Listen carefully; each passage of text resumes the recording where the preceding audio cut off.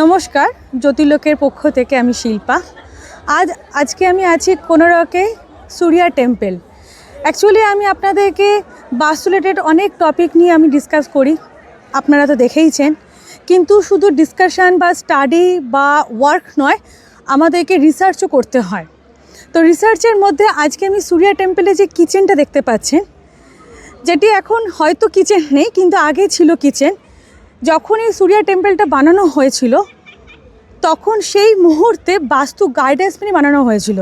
সেটা আপনাদেরকে দেখাই। এইটা হচ্ছে আমার সাউথ পজিশন আর এটা হচ্ছে কর্নারটা ইস্ট। এবার আমি যাচ্ছি, দেখুন এই যে কিচেন,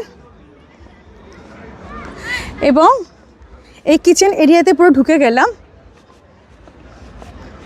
এখানে আগে রান্না হতো, ভোজন কক্ষ ছিল। এই যে ডিরেকশনটা দেখছেন, এটা হচ্ছে সাউথ ইস্ট ডিরেকশন, যে ডিরেকশনই বলা হয় কিচেন করাটা খুব পারফেক্ট এরিয়া, পারফেক্ট ডিরেকশন। কেন?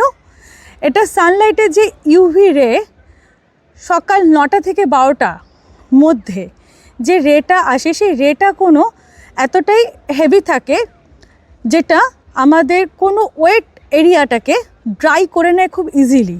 তো রান্নাঘরটা কিন্তু আমাদের সবসময় ভিজে বা ওয়েট এরিয়া হয়ে থাকে, সেটা কিন্তু খুব ইজিলি ড্রাই করে নেওয়ার জায়গাটা কিন্তু আমাদের ব্যবস্থা কিন্তু নেচারই করে। তো সেই কারণে নেচারকে ব্যালেন্স করেই কিন্তু বাস্তুটাকে পুরো তৈরি করা হয়েছে।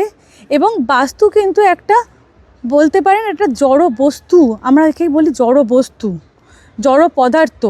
তো এই বাস্তু গাইডেন্সটা কিন্তু এই যে আমরা বারবার ধরে বাস্তু গাইডেন্স বাস্তুর এই বাস্তু ডিরেকশন, এই কেন পুরোটা নেচারের সাথে রিলেটেড করেই কিন্তু এই বাস্তু তৈরি করা হয়েছে।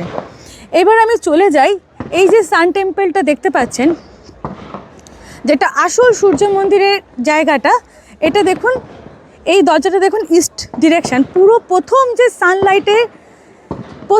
সানলাইট তার রেটা কিন্তু এই মাঝখানে যে দেখুন এই যে দরজাটা, সেই দরজাটায় গিয়ে আসে, এমনভাবে তৈরি করা হয়েছে। এরপর আমি আরও আস্তে আস্তে পুরোটা দেখাবো যে কতটা বাস্তু মেনে এই সান টেম্পলটা তৈরি করা হয়েছে। পরবর্তীকালে পরের ভিডিওটা আমি দেখাবো।